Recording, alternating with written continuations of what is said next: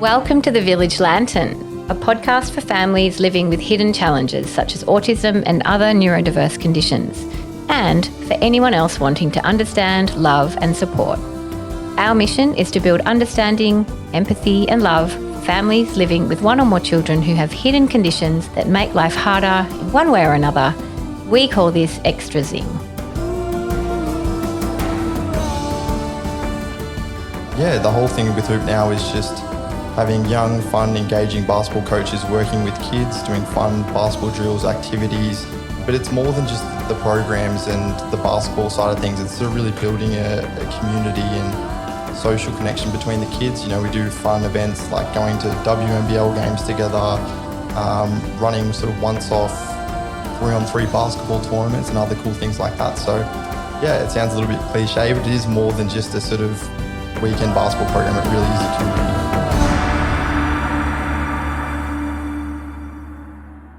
Hi listeners, back to the Village Lantern. How are you? Not sure quite why I'm asking that when I can't get an answer straight away. I hope you're well. I am thrilled, as often I am, to let you know that in this episode we have Jordan back. Hooray! Jordan's been living in Canberra for a while studying, and he's also been away doing amazing things in South America. But we're back, and in this episode together, Jordan and I talked to Scott McCarney, who is the COO of one of Jordan's programs called HoopNow, which is a dedicated basketball program for kids with additional needs. It's one that my daughter attends and absolutely loves it. I love it. And I love this conversation. I love how they talk about what it is that they aim to achieve and, in fact, do achieve, and then their hopes for the future with this program. So I hope that you love it as much as I do. Absolutely. If you find it's something that you'd like to be a part of, we'll have some information in the show notes about how you might find out more if it's a program that might be of interest to your kidlets. All right, everyone, I'm sure you'll be just as happy as I am to hear Jordan's lovely voice again on the air, and I hope you enjoy it. Bye.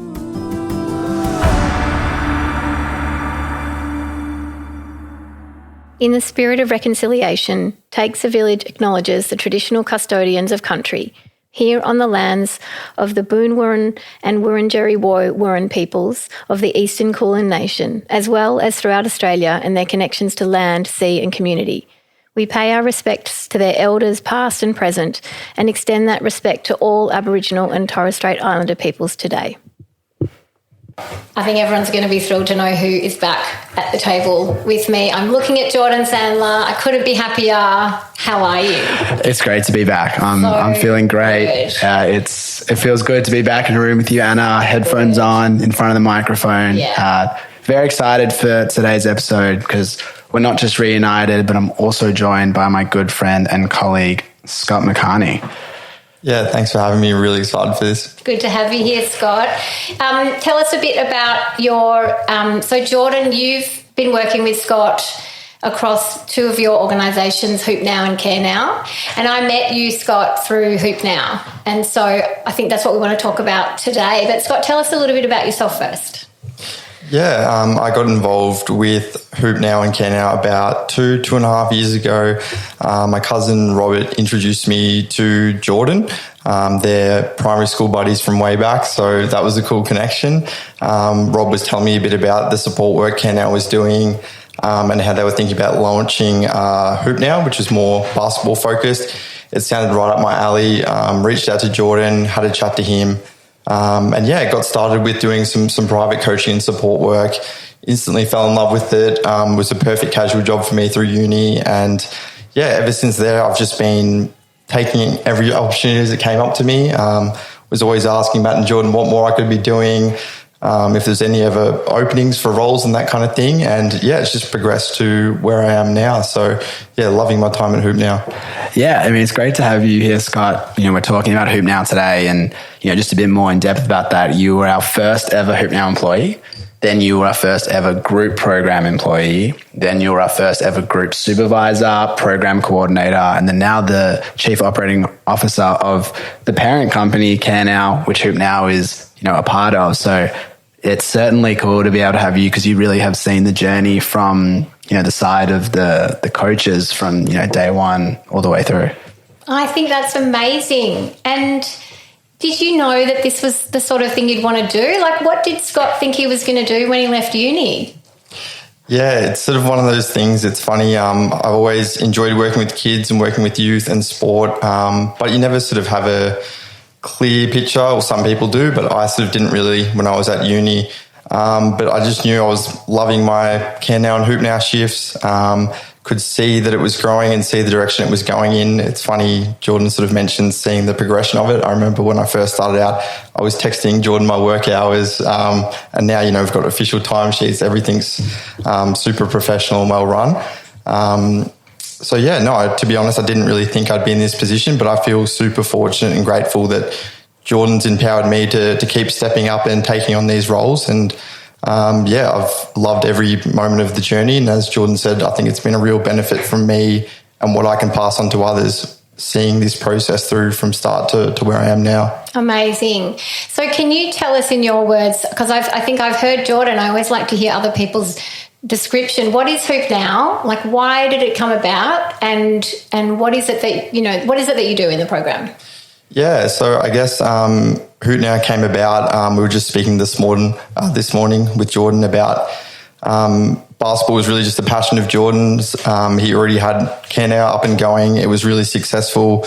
The whole young people working with young people was really taking off, and people could see the benefit it was having for the coaches and the kids and that kind of thing. So, Hoop Now started out just being one-on-one private coaching. It's now grown to group programs in multiple locations, after-school programs, a community and social connection between the kids. We do fun events like going to WNBL games together, running sort of once-off 3-on-3 basketball tournaments and other cool things like that. So, it sounds a little bit cliche, but it is more than just a sort of weekend basketball program. It really is a community to me. Awesome. So tell us, Scott, just for listeners, how many programs you've got running right now? If someone's interested, where are they located and that kind of thing? Yeah, for sure. So we've got 3 locations for the weekend group programs. So we have one in the northern suburbs in Bundoora on a Sunday. Then we also have one in the east, run out of Trinity Grammar in Kew. That's also on a Sunday. And we have a Saturday morning program in Wanturna South, a bit further out east. And we also have an after-school program for Rossbourne Specialist School. So fantastic students there. Really enjoy that one as well. And then, offer private coaching all across Melbourne. Reach out to us wherever you may be based around Melbourne. And we'll try to provide a coach for you in that area. But looking forward to the future. And we really think that Hoop Now is something that can go regional and across Australia. We really have big hopes and aspirations for it.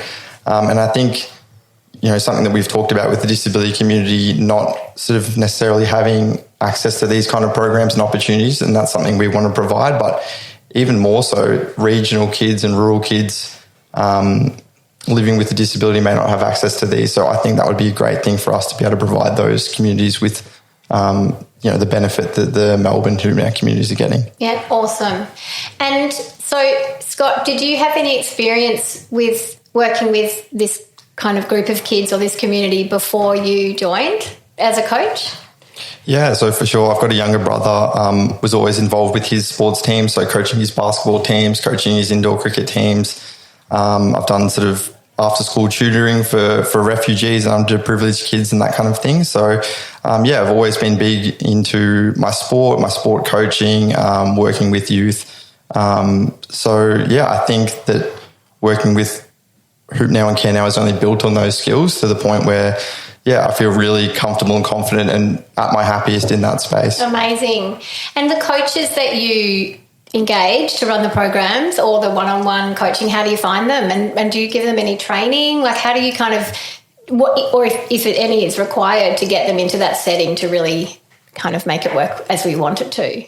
Yeah, so the areas we find our coaches from are from so many different areas, and I think that's purposeful because when you're working to be an energetic, positive support for someone living with a disability, the characteristics you need to be energetic, passionate, confident, articulate, patient, those are super central. But your actual, background can be super, super varied. We find coaches, because we've had partnerships with, volunteering disability organizations and people who are super involved in disability, and, they come in and, we kind of teach them a bit more about the basketball coaching side, but they, straight on involved. And then we bring in other people who great basketball players, great coaches, and really haven't worked that much with the disability community. And they come in with all this insight in basketball, and then we are sort of teaching them about working with the kids. And I think that it's created a really cool environment because, we do our own training. We have our own modules. We run, we have a workshop tonight that we're running with all the coaches and carers coming together. We'll do, individual sort of training. And then a lot of it is the coaches form a really cool support group. Like we said, the ones who are proficient in their ability to communicate well and understand people living with a disability are helping, the basketball coaches who are, still working on that, and they're teaching them about how to structure, a program well. And I think we've created a pretty cool, diverse community that's more based around the mentality of the coaches, which is that real positive, inclusive, energetic mind. And then in terms of everyone's skills, really different areas. And the main thing is people just want to be there and they want to learn. I think it just creates a good vibe connecting with the players. Yeah. And do you, so Millie, my daughter, goes to the Q program and she loves it. I think last week, Scott, we brought our little support dog in training, which was so cute, and it was quite sweet because some of the siblings or some of the other kids were coming up and having a little pat, and I think it was so good for Millie. She felt even more confident. I mean, she's so comfortable in that environment. The first couple of times she took a little while to warm up because transitions are hard for her, but she's got some ball skills too, which she did not get from me. She got that from my husband. But for her to be able to go somewhere where there's someone one-on-one with her if she needs it, which often she does, just from her anxiety perspective, she just really needs someone right next to her. And there's always extras. There's so many people in the room. I think that's what's really one of the main differences from if you go to a mainstream program. You just don't have as many people around to lean on. That's the kind of get them out onto the court, and then that vibe that you say, it's fun, it's confident, it's safe, it's at whatever level the kids are at, but they're all doing things together as well. She loves being a part of it, I think I said that at one point to you, Jordan, that she feels, what I can tell, that she feels like she likes to talk about it. I've got basketball, she likes, because she hears other kids talking about their activities and she's got them too. How do your coaches, what do they tell you about the experience? What do you hear from them about what they get out of it? Yeah, I think it's said so often in this space, but what we get out of engaging with the disability community is so much more than we could ever put back into it. So coaches, whether they spend a year or two with us and they're moving on to other things, or, just speaking to them about how they're finding the sessions and how things are going, they've sort of said, this has given me so much more than I could ever have given back. I've got a greater understanding and appreciation for the disability space. I feel like I've really developed lifelong skills, whether that be communication skills, coaching skills, patience, empathy, understanding, all those kind of things. So you can definitely feel the growth and development as a person from attending these sessions and working with these kids. And above all, it's just a great fun time. Like the coaches generally enjoy coming here. It's a highlight of their weekend. We get so much out of it, and there's so much fun and growth to be had at the sessions. Tell me about the after-school program, because I love that. And I love, of course, I'm going to say, are you going to do other schools? Because now that Millie's at a different school. There's a couple of schools that I know that I imagine would love it. So what's the on the horizon for that side of things? Yeah, our school programs have been really, really successful and quite fun. We did some work with Giant Steps within their curriculum. So during the day, they were running sort of weekly excursions. Yeah. And then for the last 2 years, we've been running Monday and Wednesday after school programs at Rossbourne Specialist School. And how many kids are coming to that? I think we've got, 30, 40 kids coming. Because after school can be hard for some of these kids because they're so tired from trying to hold it all together and, do everything that they're expected to do. So the fact that they're showing up after school is amazing. Yeah, and they are super, super keenos. And they also, a lot of them play on Friday nights in the Power Assist disability competition. What's that? A disability basketball competition that has some like adult teams and then teams that are associated with, you know, different school programs like Rossbourne and Ashwood. Yeah. And they play on a Friday night at Auburn High and I think another location as well. Like games? Yeah, games. Yeah. Games. I mean, I was coaching for a little bit with some of the teams there, and those kids were also training with us on the Monday and Wednesday. So the Rossbourne program is a bit different because our main ethos for our group programs is all about, you know, improving teamwork skills and collaboration and social skills, and then obviously basketball as well as a pathway to make friendships and things like that. Whereas at Rossbourne, like they're trained, that's their training. You know, they've got their team, they've got their friends, and they're working on their skills. And you know, obviously the way that we deliver and facilitate those sessions are,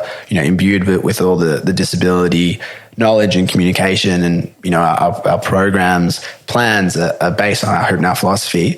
But it's awesome because it's, you know, they're training to win their game on Friday, which is really cool to be a part of and to see. And again, it's just like a slightly different, you know, program that we do with a slightly different focus, and certainly keen to, you know, get involved with some of the other schools that are involved in Power Assist, but, you know, also hopefully push that structure into other schools. And, you know, we were for a while and hopefully we will, you know, trying to get like HoopNow teams into this Power Assist competition because, you know, it's really cool. And I think that, you know, you learn the skills of basketball, you learn the skills of teamwork, and now put it all together and you've got a team. You've got a club, yeah. Yeah, and I think that's something that we definitely support, our pathways for our participants to continue to grow and move in the direction that, like, you know, best suits them.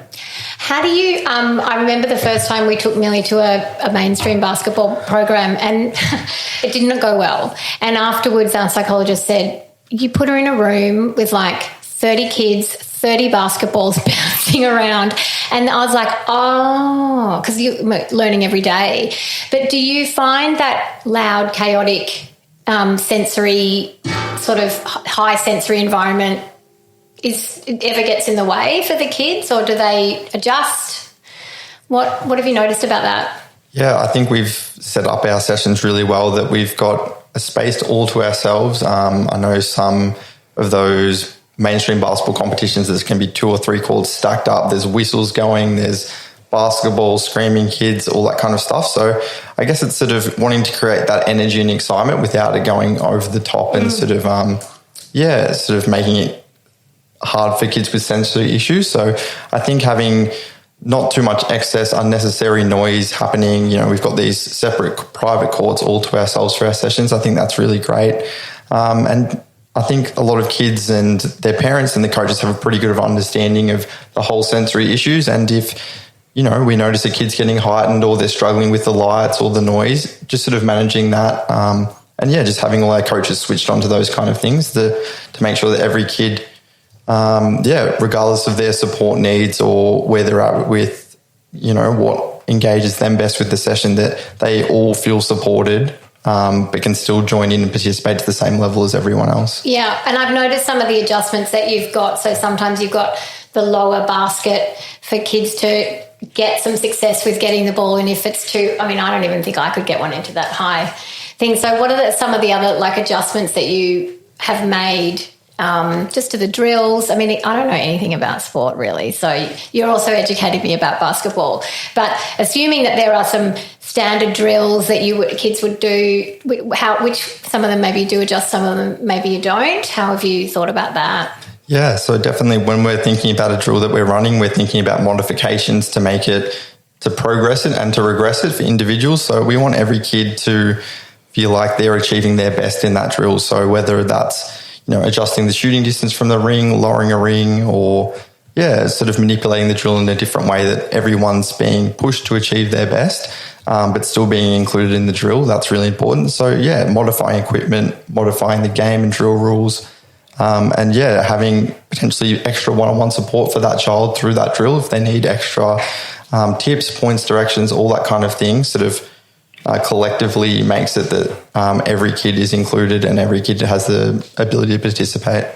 I love in the group that Millie's in, when she finishes, the older kids come in and they're so like, you can see them, they're like, they've got their swagger and they've got the special, what are those vests, what are those, the jerseys.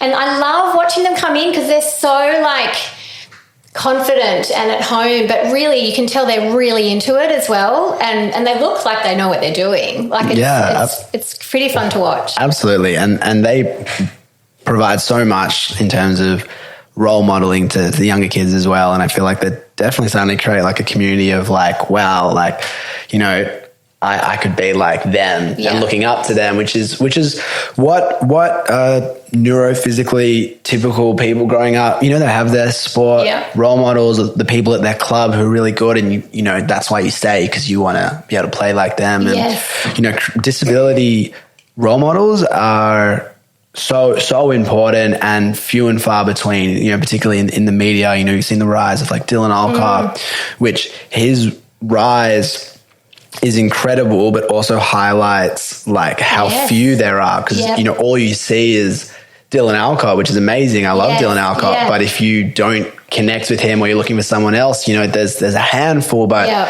it really is important that, you know, these kids are now feel like the part of sort of community and a club. I love that. I love that. I hadn't really thought that much about that because, you know, as a parent, you're just kind of in the phase that you're in. But thinking about role models for your kids to look up to that are realistic, that are local, that are physically in front of them or even, you know, not that far away is actually so important for them to, because as they get older, I can't talk for anyone other than my experience with my kids, but I think as the insight starts to grow around that you are different in some way, that can feel quite sad. But if you can see examples of older people around you who are still doing the stuff that you're doing but better or more, you know, then that's really powerful in terms of them being able to kind of maybe come to terms a little bit with what their future looks like. And I think that when we're planning our programs, you know, we love that they've got these role models that they, you know, can look up to emulate. But I feel like we're also really trying to work to develop the skills so that, you know, they can progress. And, you know, what Scotty was talking about before with the modifications, obviously the drill types and, you know, the physical equipment. But I feel like we also have been placing a strong and stronger influence on the type of modifications that are not just about basketball, but about like social skills. Like a very common one we have is extra points for encouraging a teammate, extra points for giving a high five at the end of the drill. Setting individual goals for each player, because when you're in mainstream basketball, there's one goal, which is to be better at your basketball skills, and there's one level, and you've got your best players who may reach it and your less good players who don't, and that's not the environment they're trying to create, because every kid that we get is really different with really different goals of what they're trying to get out of basketball, what they can get out of basketball. So each drill is tailored that each individual kid can be pushed to reach their goal, whatever that might be, and be rewarded for pushing themselves to reach and celebrated for reaching their goal. And that goal for them could be more skewed towards a social skill development and teamwork development or a basketball skill development. That's a really important thing that I think we really try and differ from mainstream basketball is it's not one standard and there's not one goal, and everyone will be celebrated in their own way for pushing themselves to improve on what they're trying to develop. It does feel like that when I'm watching. And now I'm remembering that even that exercise when you're throwing the ball to each other, you have to say their name.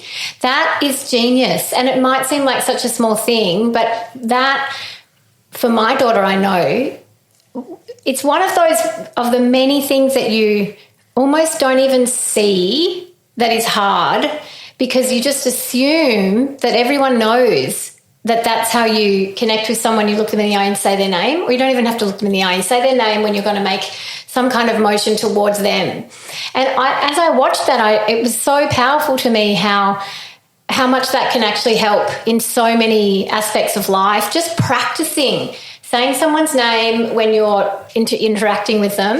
And I'm now probably start paying even more attention to all that subtlety, because you can sort of watch it like you're watching, sitting back watching, but to actually really notice what's happening, it's actually really exciting for me, and it almost makes me more conscious of thinking about how in other environments those little skills might be being slowly built. Because one of the things that I find really challenging is and my daughter's on the autism spectrum, as you know, and that's a developmental disorder which affects communication and language. And so they have these therapies, right? Once a week or once a fortnight, you have 1 hour of speech therapy.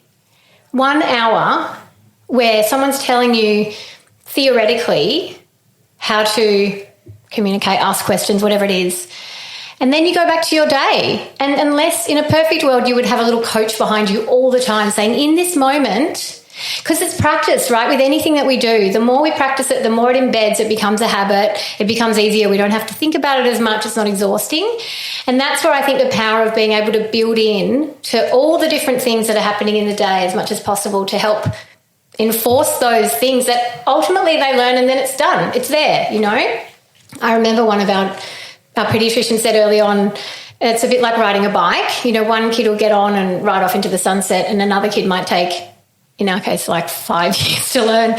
But once they're both riding, you don't know what that path was. You can just see them both riding. And it's the same thing with so many of these things that it's a lot more work for our kids to learn them. But once they've got them, they've got them. And so that embedding, that in everyday real life moments, being able to apply that stuff is so much more meaningful than a theoretical conversation about it. That's a huge part of, I love that analogy. And that's a huge thing of what we believe at HoopNow is that these kids we work with, it's not that they can't achieve the skills that other kids can, whether that's social or basketball. It's just less intuitive. And that's not, it's not a bad or a good thing. It's just different. Yep. So when we can sometimes assume that a neurotypical child will just understand that they need to encourage their teammates. Yes. It doesn't mean that a neurodiverse child can't ever learn to be in a team or to congratulate their teammate. Yes. But we acknowledge that that is not an intuition for them, and that's fine. We just need to teach it. Exactly. And then do it every time. It's part of the way you do things. It's like brushing your teeth before bed. Not that my child does that. But yeah, right? That real thing about, and I'm sure as sport, I know I've heard in the background sports people talking about practice. And I think it's that everyday live muscle, building that muscle wherever that muscle might be. And if in that case it's about certain social skills or certain behaviours or habits that make your life better.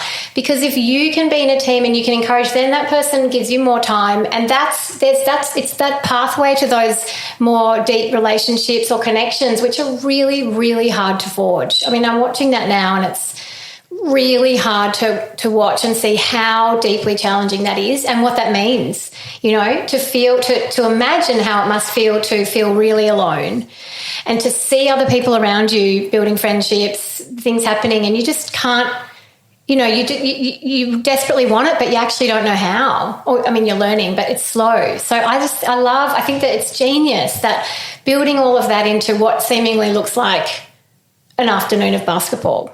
Yeah, and I think basketball is just a bit of a platform and a medium for us, as you were saying. So building those social skills and giving kids the space to sort of put these things into practice or learn about them, things that might come more intuitively to neurotypical people. So, you know, giving these kids to say, oh, hey, what did you think about that drill? What did the group do well? What did you do well? And giving them a chance to be a bit of a leader or a coach in their own right. So maybe in the schoolyard they're not getting that opportunity, or maybe in the classroom they're not getting that opportunity to stand up the front and share their thoughts and their opinion and their value on things. So I think having the space for them to try out all these extra, you know, social skills, life skills, social connection between kids, that might be places. This is a place where they don't miss out on that. I think because that's just such a strong focus for us. That's so true. That's another massive thing about how you build your sense of self and how you build your trust and your confidence in yourself. And often it is when we have those experiences where we do something and people clap, or we do something and people say, oh, you're good at that. You know, it starts to help build up your sense of worth and of value. And I hadn't really thought about that example of being able to be a coach or someone asking your advice on something. That's really powerful. And I wonder, has it ever come up in conversation about whether any of the kids who are in the program might actually also end up in a coaching situation at some point? For sure. We've had kids that have, as you mentioned, having the sort of earlier groups and the younger kids, as they sort of progress through the HoopNow program and through the age groups, their parents or them are reaching out to us saying, hey, I would love to come along as a coach and, help those younger kids. And you can even see some kids that are naturally empowered to be a leader that, we're saying, all right, let's demonstrate this drill for the group. And they're putting their hands up and stepping forward to demonstrate. So naturally, they just sort of progress into these leaders within these groups. And it's amazing to see. And we've had some kids come through our program that have done amazing things, playing for a state or a national level team or becoming a really sort of strong, confident coach in their own right, or, are confident enough to now show their younger brother or sister those skills in the backyard just because they've developed this over time and also developed the confidence and belief that, yes, what I say matters, my knowledge matters, and they're able to pass it on to other people. You're going to make me cry. We've had 2 Rossmore players who have gone and represented the state and Australia, who have then come and helped coach when we've worked at Down Syndrome Victoria. I saw that. I love that. That looked amazing. That was busy. That was busy. Yes. That was busy. So these are kids who were at Rossbourne. Yeah, they're alumni of Rossbourne. Yep. They still train with us and they've gone on to play at really decent levels. In which competition? They've been representing Australia. So they play in international tournaments. It's really cool.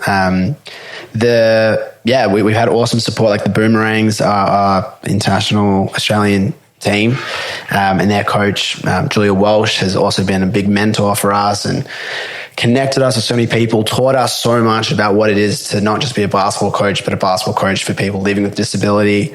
We've had HoopNow senior players help as junior coaches. We've had a CareNow participant who's an active CareNow participant, has been coaching with us at HoopNow for 6 months now. So we definitely see the community, working together. Yeah. We really don't like it or intend it to be a vibe of there's the leaders who don't have a disability and the people who have a disability who are just participants. We feel that everyone has a role to play teaching each other, and that can be informally, like the coaches and the players are always learning from each other, but it also can be formally in the sense of people living with disability coming and actually becoming coaches. Yes. And that's really important. And, we like to think that if people come down and just watch HoopNow for a few minutes, it shouldn't be so obvious who the people are living with disability, who the people aren't. Yeah. And I think that's really cool for everyone involved. Absolutely. What are your plans? Like your dreams? Where would you love HoopNow to end up?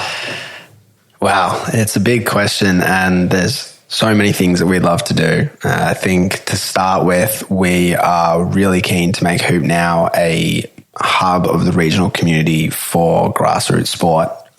We think that it's been amazing in the urban areas, but the regional kids are missing out even more. And it's really hard for them to form connections when they might be super isolated in their small communities where there might not be anyone else living with a disability or very few. And we'd love HoopNow to be a place that connects different communities, different towns together to be a hub for disability, grassroots development. That's why I'm so passionate about this whole young people for young people thing. It's because there are so many driven, passionate, energetic young people out there that just haven't found the cause or the community or the role, but they've got it. Yes. And that's the hardest thing is to, trying to find someone who's got all those skills to really get behind something. And that's why it's amazing because, we bring people in who have siblings with disability or have volunteered and they're incredible people.